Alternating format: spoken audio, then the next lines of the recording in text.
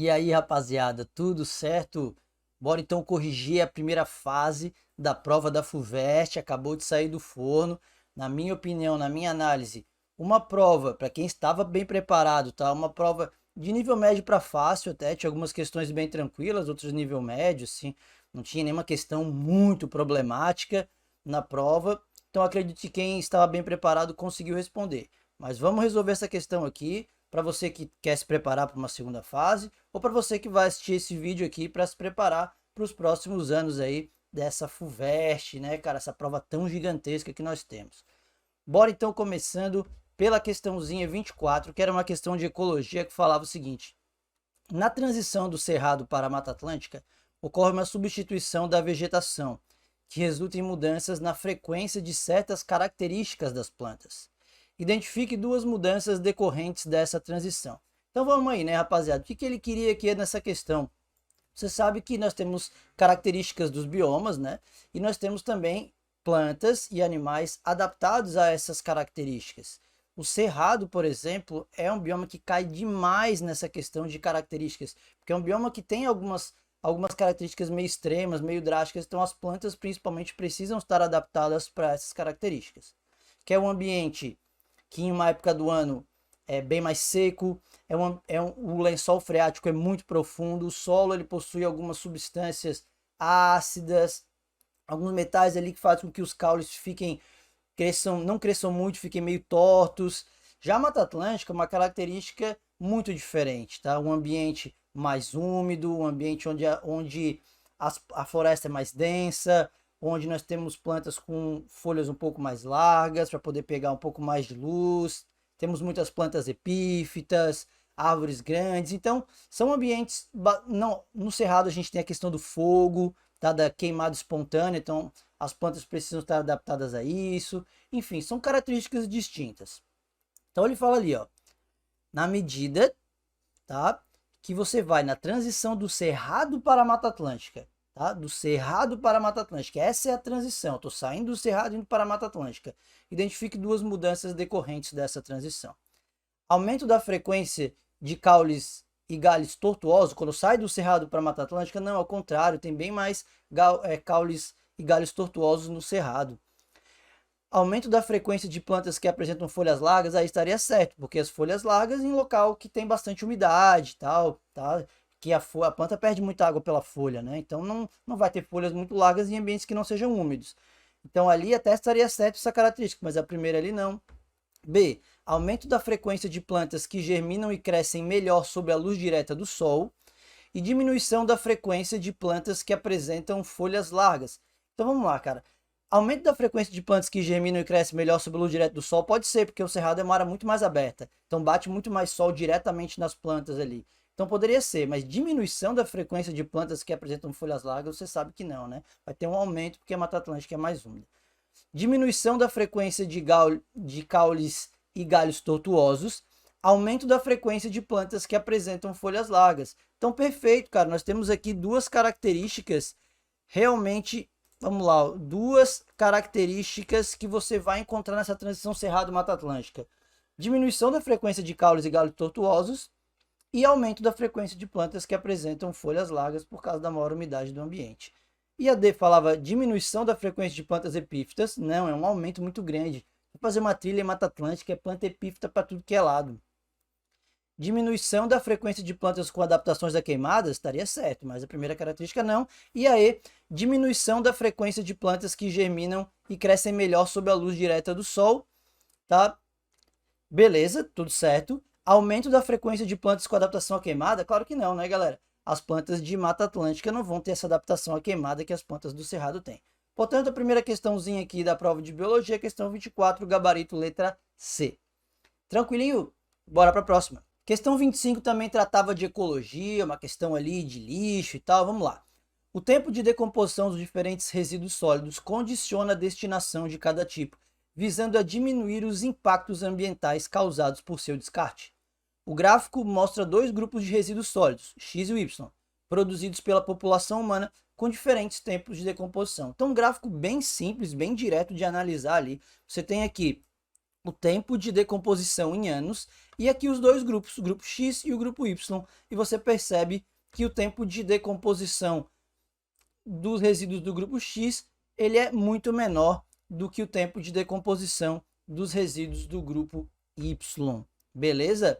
Então, com base nessas afirmações e nos seus conhecimentos, é correto afirmar que a. Garrafas PET fazem parte do grupo Y e sua destinação recomendada é o reuso e a reciclagem.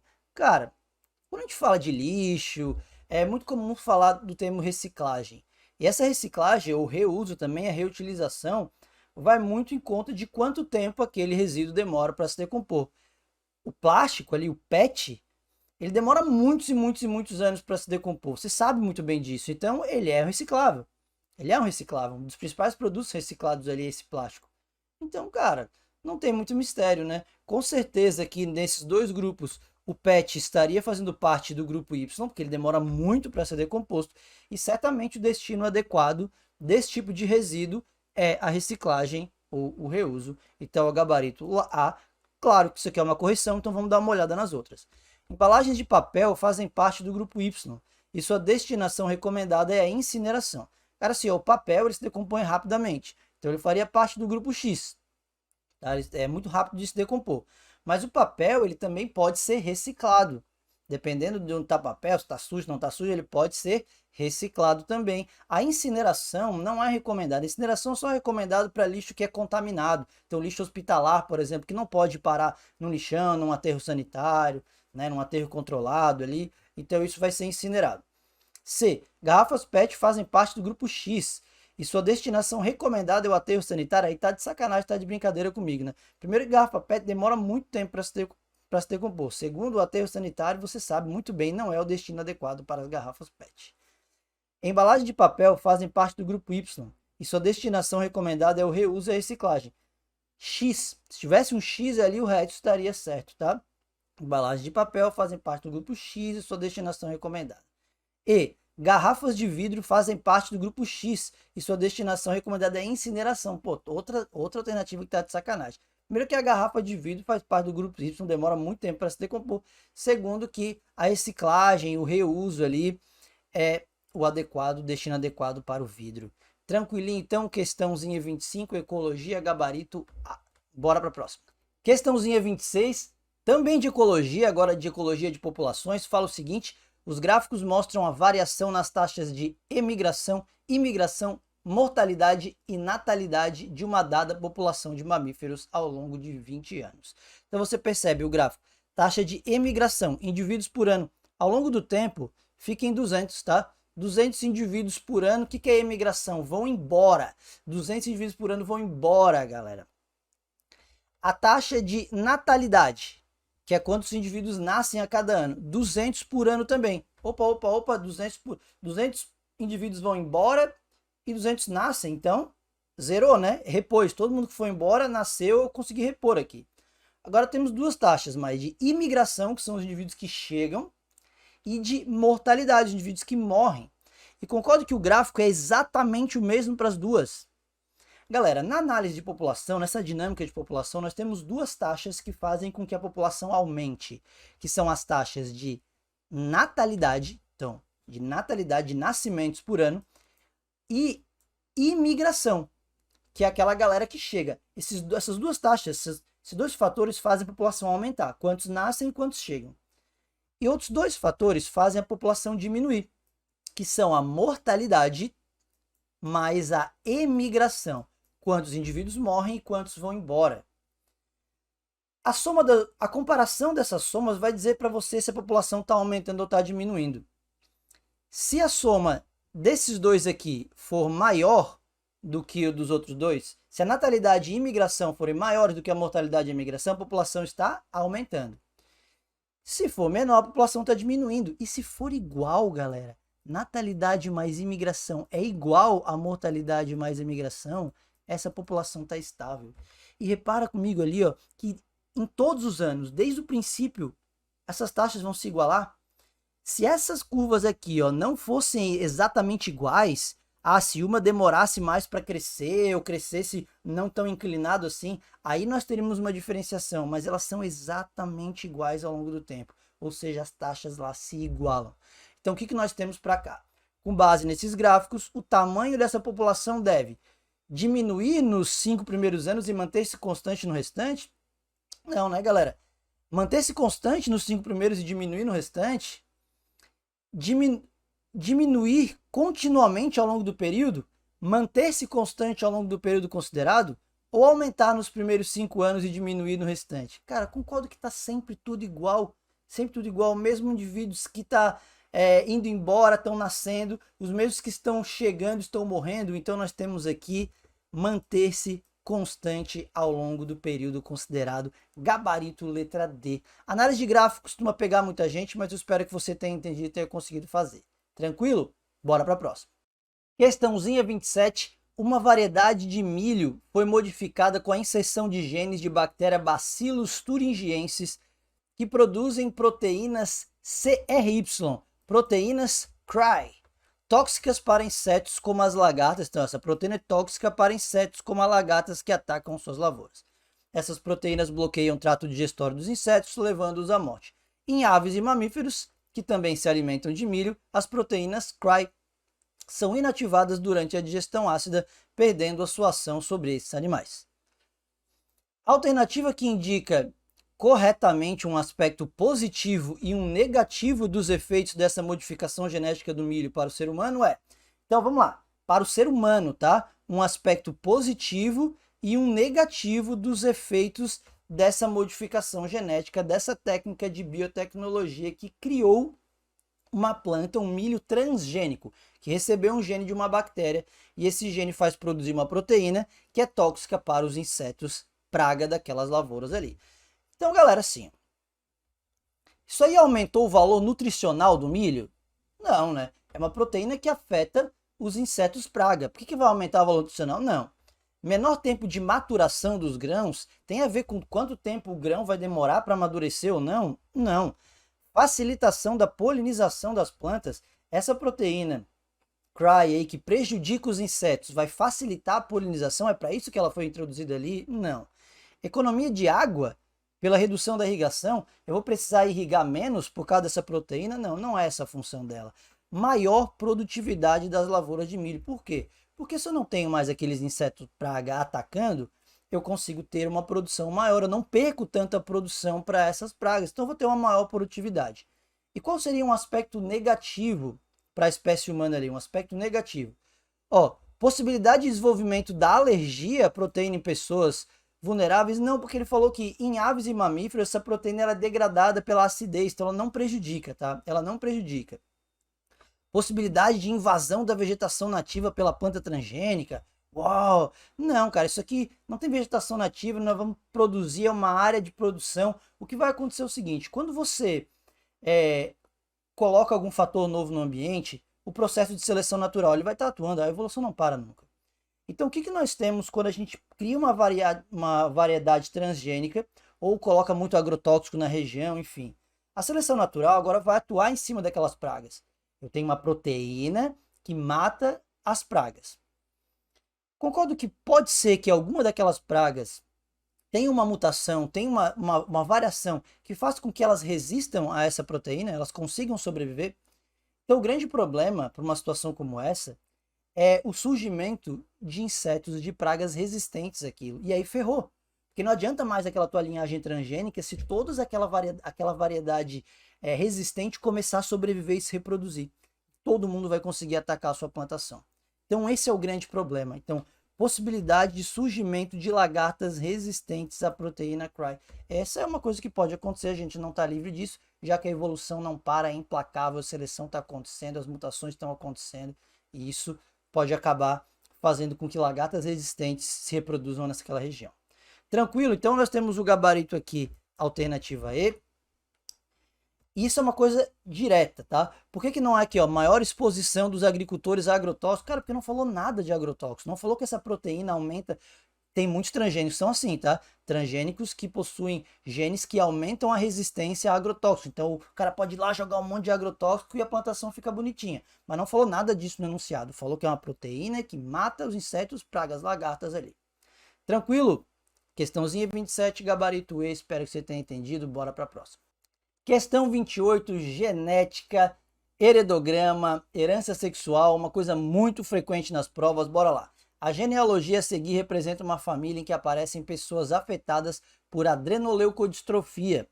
A mulher 32 está grávida e ainda não sabe o sexo do bebê. Cara, adrenoleucodistrofia, bem comum isso aqui. Uma herança... Não vou analisar o heredograma, mas é uma herança ligada ao sexo recessiva, tá? Recessiva.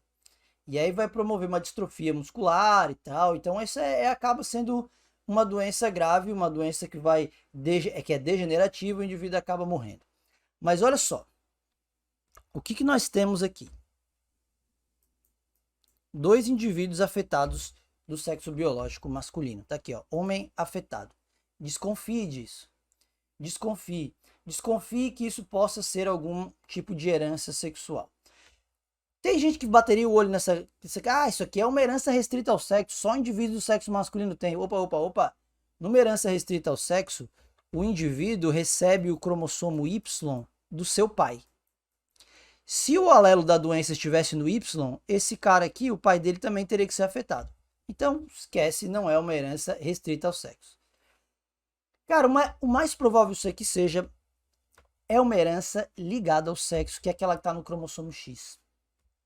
Mas aí você fica se perguntando, mas será que é uma herança dominante que está no cromossomo X? Cara, se fosse uma herança dominante, algum desse casal aqui, ó, esse homem recebe o cromossomo, ele é XY, né? Beleza? Ele é XY. Se você achar, não, eu quero que essa doença seja dominante ligada ao X, dominante ligada ao sexo, eu acho que é o XAzão aqui, ó, e o Azão é que deixou o cara doente. De quem que ele recebeu esse XAzão aqui? Não foi da mãe dele? Então a mãe dele também deveria ter um XAzão. E se você acha que o alelo da doença é o dominante, essa mulher também teria que ser afetada. Então aqui você tem um típico caso... Opa, é para pegar a borracha, não era para pegar isso aqui. De herança recessiva ligada ao sexo. O alelo recessivo, ó, esse camarada aqui, ó, ele é XAzinho Y. E esse XAzinho ele recebeu da mãe dele. Mas a mãe dele não é afetada, porque a mãe dele tem um XAzão aqui, ó. A mãe dele é heterozigota, normal portadora, Beleza? Aí o que nós temos? Nós temos esse indivíduo, outro aqui, que também é XAzinho Y. E aí pergunto para você, pequeno gafanhoto, de quem que ele recebeu esse XAzinho aqui? Do pai ou da mãe? Da mãe, porque o pai mandou o Y. A mãe mandou o XAzinho para ele. Opa, mas essa mãe não é afetada, porque ela tem um XAzão. XAzinho. Já vamos entender onde é que eu quero chegar. O que essa questão quer saber de você? Pequeno gafanhoto, little gafanhoto. Ó, a relação correta entre o padrão de herança desta forma de adrenoleucodistrofia e a probabilidade de que a criança seja afetada é... Ele quer saber a probabilidade do filho desse casal aqui, que não se sabe o sexo, ser afetado. Para fazer isso, você precisa saber o genótipo do pai e o genótipo da mãe, concorda? Voltando aqui, o genótipo do pai com certeza é XAzão Y, porque ele não é afetado e tal, tudo certo. Cara, essa mãe aqui, ela tem um XAzão, claro. Ela recebeu do pai dela aqui, ó, ela não é afetada. E o outro, X, ela recebeu da mãe, que pode ser um XAzão ou pode ser um XAzinho. Se ela recebeu o XAzão, a chance da criança ser afetada é zero, mas não é isso que ela quer. Ela quer que você diga qual é a probabilidade daquele casal apresentar uma criança afetada. Então, para que isso ocorra, você precisa de uma condição. Isso é chamado probabilidade condicionada na genética. Qual é a condição para que esse casal tenha uma criança afetada? Essa mulher precisa ter recebido o XAzinho daquela mãe. Então você vai ter que colocar, essa é uma condição necessária. Só que isso vai ter que entrar na conta. Qual é a probabilidade dessa mulher ser heterozigota? 1,5. 50% é a chance dela ser. Ah, beleza. Ufa, primeira condição foi estabelecida. Ela é heterozigota. Chance 50%, 1,5. Agora, qual é a probabilidade deles terem uma criança afetada? Aí, vamos para o quadro, né, meu pequeno gafanhoto. Se ela for heterozigota, eu vou fazer o quadramão aqui, vai ficar uma coisa bem tosquinha, mas se ela for heterozigota, você tem esse panorama aqui, ó. A mulher é XAzão, XAzinho. O camaradinha, ele é XAzão Y. Como é que serão os filhos desse casal? Podem ser XAzão, XAzão? Pode ser uma menina XAzão, XAzinho. Pode ser um menino XAzão Y. Ou pode ser um menino XAzinho Y. E aí eu pergunto para você, qual é a chance de uma criança daquele casal ser afetada? 1/4. Uma criança, independente do sexo, 25%. Qual é a chance de uma menina ser afetada? Se o filho for menina, qual é a chance? 0. 0, 0, 0. Qual é a chance de um menino? Se o filho for menino, qual é a chance? 1,5. 1,5 se for menino, 1/4 qualquer criança e 0 se o filho for menina. E aí, galera? Você já sabe que isso aqui é ligado ao X recessivo. Probabilidade de ser afetada a criança.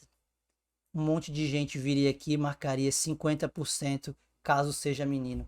Mas está esquecendo de uma coisa importante. Para que tenha uma criança afetada, a mulher precisa ser heterozigota. Então você tem duas probabilidades aqui. Primeiro, a probabilidade dela ser afetada é 1,5. Só que ela tem de ser heterozigota, desculpa. Só que ela tem que ser heterozigota e o menino afetado, que é o que ele quer ali. Qual é a chance da mulher ser heterozigota? 1,5. Qual é a probabilidade de um menino, filho daquele casal, ser afetado? Caso ela seja heterozigota, 1,5. Você quer uma coisa e outra. Uma coisa e outra. Você quer que ela seja azão, azinho, e você quer que o menino seja afetado. Então você vai multiplicar. E a sua resposta vai dar 1/4. 1/4. Então, gabarito letra B. Toda a prova de biologia, essa era a questão que envolvia um pouquinho mais de raciocínio que tinha na prova da FUVEST 2021. Beleza? Probabilidade condicionada, isso vai cair direto. Então, só por que esse padrão de herança não poderia, só analisando o heredograma, ser autossômico recessivo? Até poderia, tá? Até poderia ser autossômico recessivo. Claro, a gente sabe que o caso de adrenoleucodistrofia é ligado ao sexo, mas se a pessoa não soubesse só analisando o heredograma, até poderia, só que daí você não tem as duas respostas, entendeu? Ele quer aqui, ó, a relação correta entre o padrão e a probabilidade. Qual é a relação correta? Porque se você coloca autossômico recessivo, essas duas aqui não casam. Beleza? Não casam aqui. Então, fechou. Bora lá, então. Questãozinha 29 fala o seguinte: considere dois genes A e B localizados em cromossomos diferentes e seus respectivos alelos. Azão, Azinho, Bzão, Bzinho. Uma representação possível desses alelos durante a mitose, imediatamente antes da metáfase, mitose acontece em células diploides, em células haploides, enfim, mas numa mitose de um indivíduo, nós não temos separação de cromossomos, nós temos pares de cromossomos ali. E o que vai acontecer? Lembra que antes da divisão celular ocorre um negocinho chamado intérfase. Então todos os nossos cromossomos aqui, eles são formados por uma cromátide só.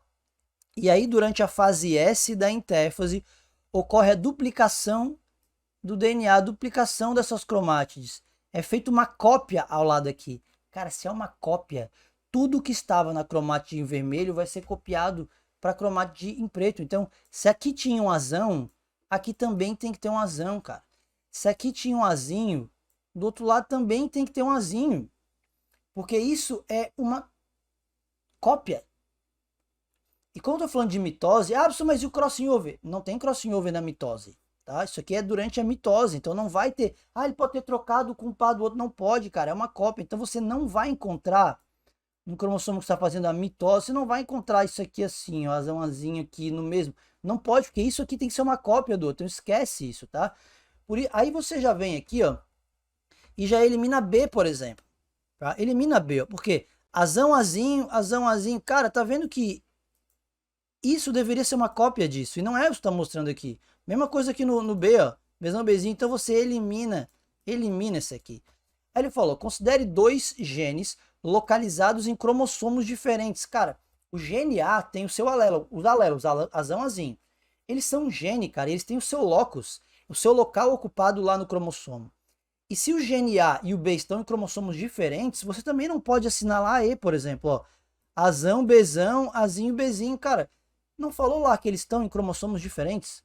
Então como é que o A e o B estão no mesmo... Isso aqui é o mesmo cromossomo? Como é que eles estão no mesmo cromossomo? Não pode. Eliminamos essa. Mesma coisa que a gente faz aqui, ó. Olha o A e o B no mesmo cromossomo. Olha o A e o B no mesmo cromossomo. Não rola, cara. Não rola. Não tem como isso acontecer. Aí a gente fica entre a e a D. A A e a D. Cara, mitose acontece tanto em célula diploide quanto em célula haploide. Então, o número de cromossomos, se tem par de cromossomo ou não, isso, cara, é indiferente, tá? Só que aí, nós temos azão, azinho, Bzão, Bzinho. Cara, peraí. Por que nós temos uma cromática que uma deveria ser a cópia da outra e eles têm alelos diferentes? Cadê a cópia disso? Não é uma cópia. Então, de novo, a gente segue naquela linha de raciocínio que durante a fase S da interfase é feita uma cópia da cromática. Então, se tem um azão de um lado, vai ter o azão na outra cromática. Se tem um Bzão, vai ter um Bzão. Então, aqui não casa também. Então, nós ficamos com a alternativa A, porque está perfeito aqui, ó. Isso aqui é uma metáfase, um pouquinho antes da metáfase, onde os cromossomos vão ficar alinhados na placa equatorial da célula, enfim. E aí, o que nós temos aqui? Um cromossomo que está com suas cromátides duplicadas, certinho, ó. Cromátides são iguais, aqui também são iguais. E aqui o outro cromossomo. Então, o gene B, um cromossomo diferente do A, como ele falou no enunciado, tá aqui, Bzão, Bzão, Bzinho, Bzinho, tudo certo. E assim a gente fecha essa questão. Gabarito, letra A. Questãozinha bonitinha, que confunde um monte de gente, porque pega a divisão celular e pega, ai meu Deus do céu, mas eu espero que você tenha entendido. Bora para a próxima. Essa questão 30, que é uma questão de ecologia, ela é muito importante para a ecologia. E assim, eu não vou nem perder muito tempo explicando isso. Eu vou deixar num card aqui. Eu tenho uma aula, cara, que na verdade não fui eu que dei aula. Foi uma aula em parceria com a professora Bárbara de Química, a professora Babi de Química, a rainha da Química do Biologia Total. Eu tenho uma aula com ela onde ela explica exatamente essas reações e no que isso interfere na parte dos organismos marinhos, cara. Então você vai ver essa aula aqui, você vai entender ela explicando, 15 minutinhos ela explica tudo isso e vai te ajudar para muitas questões. Assiste essa aula, sério, cara. Ela dá uma explicação muito clara do que acontece. Mas vamos só passar o gabarito dessa questão aqui então. O gás carbônico atmosférico reage com a água do mar conforme detalhado em 1. Então tá aqui o CO2 reage com a água e tal. Uou! E aí olha só, todo o equilíbrio, quanto mais CO2 a gente tiver, a reação vai ser deslocada para cá, então você vai tendo formação ali do bicarbonato, do ácido carbônico primeiro, depois do bicarbonato e íons H+, livres aqui naquela água. As condições ambientais causadas pelo aumento do gás carbônico na atmosfera influenciam em processos caracterizados pela reação 2, durante o desenvolvimento de organismos marinhos. Então olha só, Ca mais o CO 3,2 menos aqui e o carbonato de cálcio, CaCO3. Cara, sabe o que vai acontecer? A Babi explica bem isso lá na aula. Mas quanto mais íons H+ livres, você vai diminuir, isso aqui é chamado acidificação dos oceanos. O oceano vai ficar ácido, isso é acidificação do oceano. Quanto mais CO2, mais essa reação vai ser deslocada para cá, mais íons H+ vão estar livres, isso vai diminuir o pH daquela água. O grande problema é que esse H+ aqui, ó, ele vai reagir, ele vai roubar aqui, cara, esse carbonato, ele vai roubar aqui aquele carbonato. E isso vai fazer com que essa reação seja deslocada para cá, para poder formar mais aquele carbonato que está sendo roubado.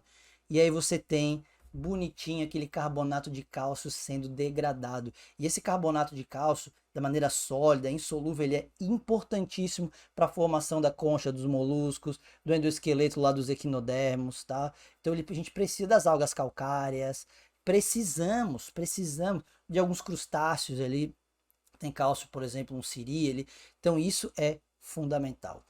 fundamental dos corais, né, cara? Os quinidários formam os corais. É isso que vai acontecer se você jogar muito CO2, vai acidificar a água. Cara, a questão era até bem mais simples do que isso. Mas eu quero que vocês assistam aquela aula que eu falei da Babi, porque vocês vão entender tudo sobre isso. Isso é legal pra caramba. Então vamos lá. O que vai acontecer ali? Ó? Tendo por base essas afirmações, assinale a alternativa correta. O processo 1, que botei aqui bem pequenininho, ó, resulta em diminuição da alcalinidade da água do mar. Sim, ó, nós temos uma coisa que é ácida ou alcalina. A alcalina é básico, né? Se você diminui a alcalinidade, você está acidificando, comprometendo a estruturação dos recifes por interferir na formação dos esqueletos calcários dos corais, conforme a reação 2. Sim, galera, quanto mais CO2 você vai ter mais esse H+ sobrando aqui, ele vai reagir com isso, tá?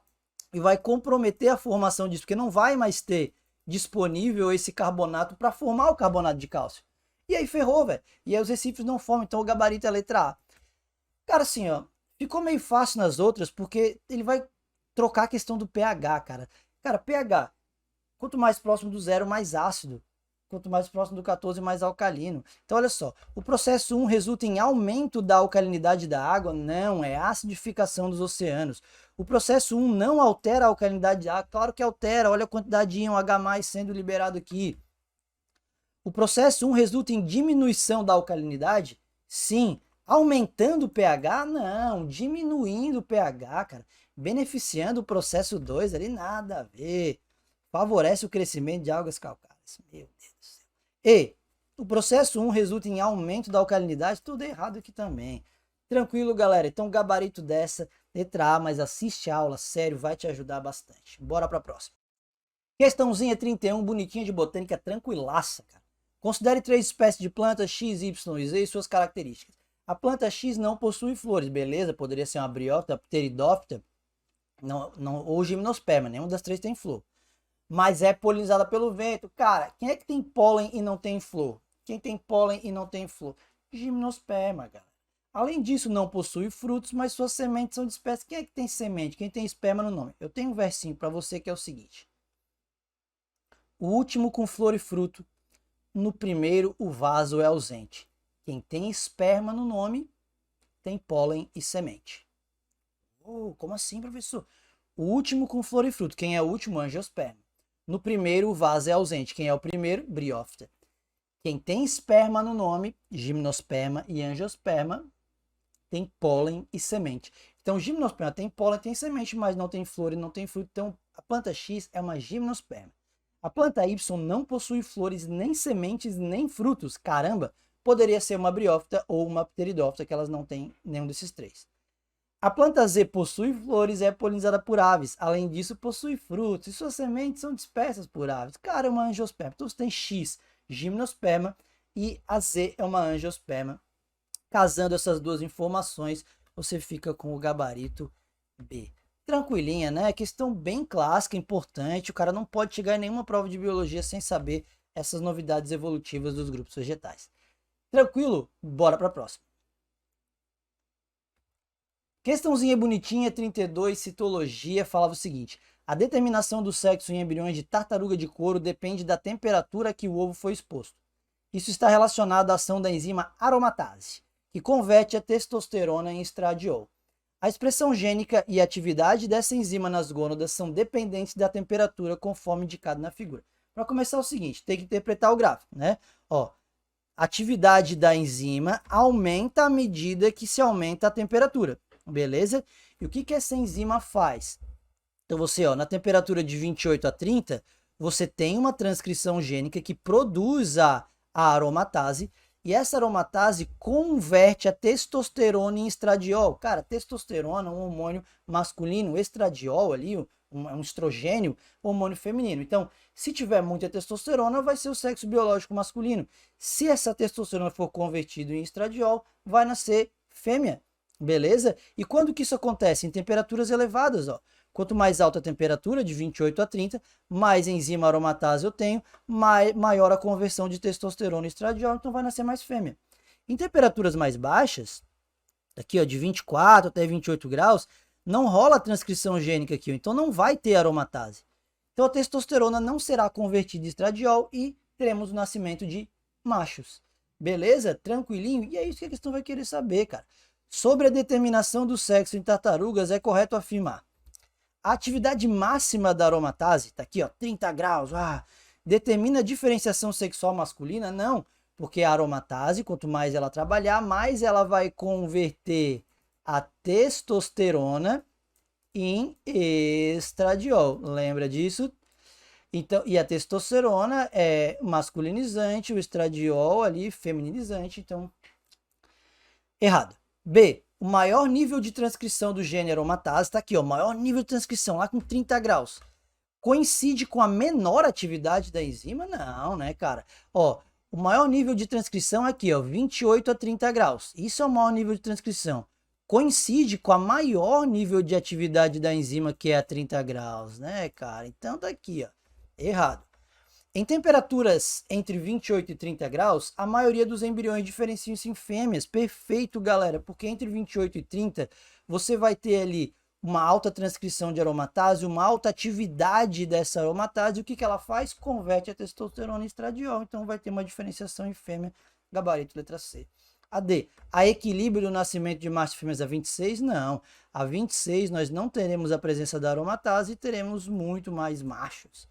E a atividade da aromatase depende da quantidade de estradiol disponível? Não, né, galera? Ó, uma enzima depende da quantidade de substrato disponível. Então, se a aromatase ela converte testosterona em estradiol, ela vai depender da quantidade de testosterona, que é o substrato dela. O estradiol é o produto, tá? Então, por isso que não. Beleza? Gabarito letra C, eu espero que vocês tenham entendido. Bora para a próxima. Última questão da provinha da FUVEST 2021, conhecimentos gerais. Bora lá. Canto 5, Estância 81.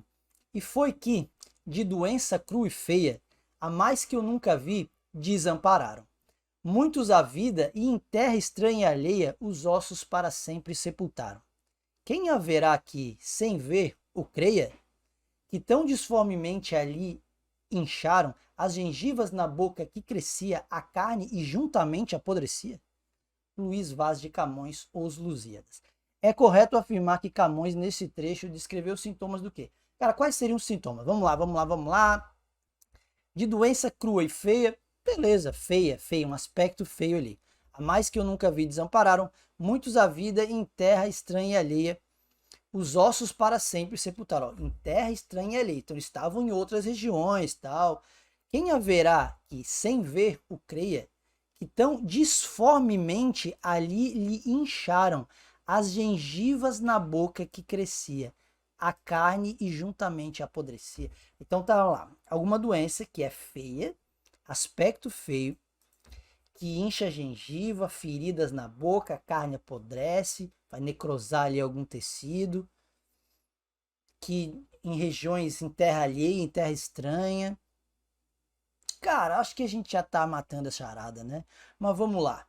Peste bubônica, zoonose transmitida por ratos que assolou populações europeias e asiáticas no século XIV, propagadas pelas viagens comerciais. Cara, a peste bubônica ela não tinha essa característica de feridas na gengiva, até tinha de necrose e tal. Ela é transmitida por pulgas, né? Por pulgas, causada pela bactéria Yersinia pestis, mas transmitida por pulgas. Então, tá errada a, né? Escorbuto, deficiência em vitamina C, doença comum nas viagens ultramarinas europeias do século XV e XVI, como a de Vasco da Gama em busca das Índias. Cara, olha só que bonitinho que nós temos aqui. O escorbuto é uma doença que justamente tem, chamadas doenças das grandes navegações, fazer aquelas feridas na gengiva, aquele sangramento na gengiva, na boca, nos lábios. Isso é causado pela deficiência de vitamina C, que é uma vitamina que é utilizada nos processos de produção de colágeno. O colágeno é a principal proteína do corpo humano, e sem o colágeno não tem como a região da pele vai ficando frágil, vai tendo feridas muito grandes. Então nós temos aqui o escorbuto no gabarito. Mas vamos dar uma lida nas outras. Malária, doença de ampla ocorrência nas viagens de exploradores para a África nas Américas dos séculos XV e XVI. Cara, os sintomas não casam em nada com a questão de malária, de aspecto feio, de ferida na gengiva, na boca, crescia, a carne apodrecendo. Malária, temos febres muito altas, pode ter uma hemorragia interna ali por causa da destruição das hemácias, mas não. Varíola, Doença viral disseminada no Velho Mundo e trazida pelos navegadores do século XV e XVI às colônias, onde dizimou populações nativas. Também nós não temos ali essas características na varíola, que foi uma doença que sim, matou muita gente, que foi trazida, dizimou muitas populações nativas, mas não casa com aquela questão dos sintomas. Leishmaniose, parasitose transmitida por mosquitos e contraída pelos primeiros exploradores da Amazônia e dos anos durante o século XVI. Cara, a leishmaniose, ela é uma doença que é grave, né? Você sabe, o protozoário dele, a leishmania, é transmitida por mosquitos, pode ser, só que na verdade não causa em nada aquelas características, aqueles sintomas que nós temos ali. Portanto, são sintomas clássicos de escorbuto, a chamada doença das grandes navegações. E com isso a gente encerra a prova da FUVEST da primeira fase do ano de 2021. Uma prova, como eu falei, considerada de nível médio, médio para fácil, algumas questões mais tranquilas. Uma outra questão que poderia causar um pouquinho mais de problema, mas para quem estava bem preparado, eu acredito que não teve assim, não achou a prova difícil, pelo menos. Tranquilo? Espero que vocês tenham gostado, tenham entendido. Lembrando, qualquer dúvida que vocês tiverem, pode deixar aqui nos comentários que eu teria o maior prazer em responder. Estamos juntos nesses estudos. Um grande abraço.